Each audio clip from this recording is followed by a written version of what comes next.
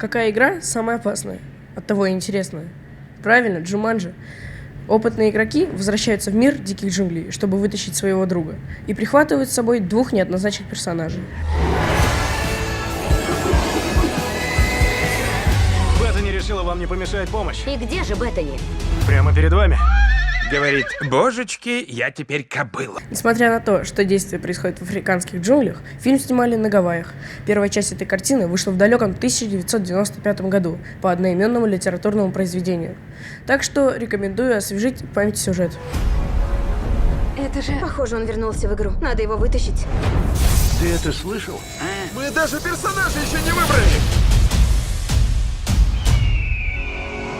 Мы что, во Флориде? Вот же черт. Главные герои предыдущего фильма возвращаются и теперь вынуждены спасать своего товарища. А для этого им нужно попасть в эту странную видеоигру, где их ждут новые приключения и новые уровни. Однако правила в самой игре поменялись. А для нас, зрителей, алгоритм действий простой. Билет плюс попкорн и 2 часа приключений. Никита Воробьев, Руслан Бигбаев. Специально для Горы новостей.